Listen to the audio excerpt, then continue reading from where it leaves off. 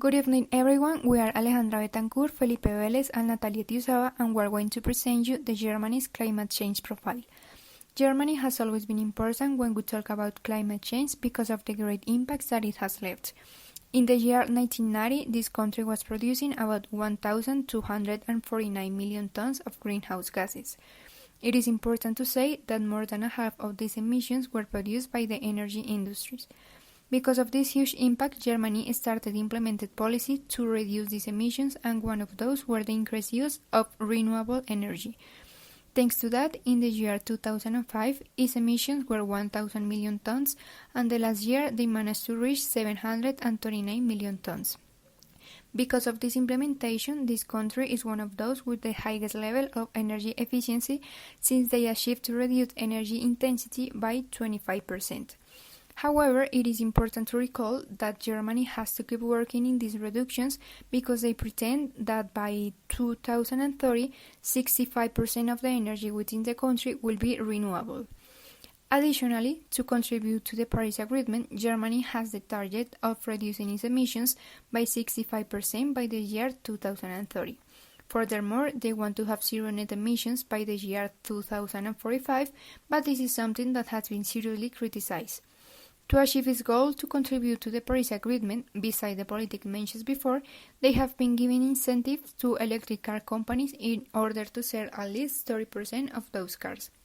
In addition, they have been creating strategies to make some processes environmentally friendly, like the production of cement and steel, to reduce the emissions that these processes can make.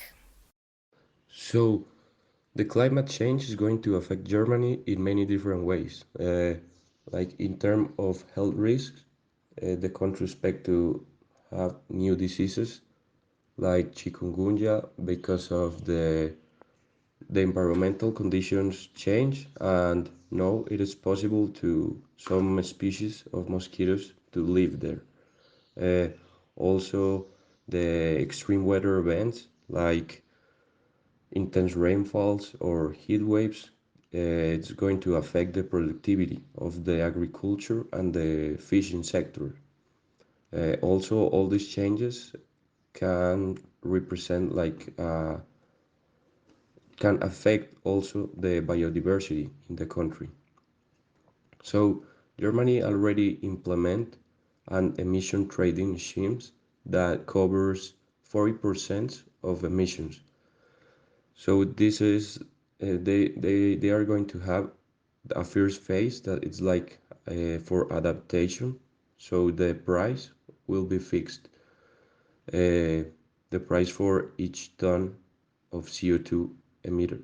So the goal is that from 2026 the price will not be fixed, and the permits of emission will start to be like auctioned in a market where the lower price will be 55 euros and the maximum price will be 65 euros per ton of CO2. So in addition to all this, Germany already is implementing other measures to reduce the impact of climate change. So this is like reducing the forestry and investment in new technology to for the insulation of buildings. So this would reduce the amount of heat they need to warm up the homes or the buildings. Uh, Also, they are going to implement like short rotation crops in the agriculture.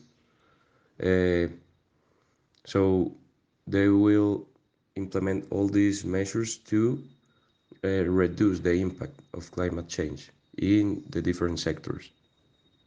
Besides the mitigation policy that the country has been implementing, there is a climate action plan for 2050 that is an adaptation policy that aims to reduce greenhouse emissions by sectors so the country could have a better control, and the country could also know which are the sectors that are producing more or less greenhouse gas emissions in order to modify what is happening.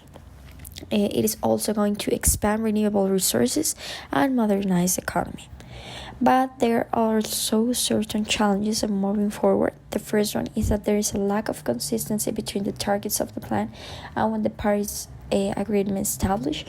So the plan of 2050 should consider the levels of Paris Agreement as a minimum for the target that the plan is pursuing, so that there could be consistency between the federal government and the goals that it is trying to achieve. And there is also a lack of integration between capital and financial market actors, and this is important because these actors could finance the changes that are needed to shift to a free carbon process. That is the goal of the action plan. And in the sectors, there are also certain limitations.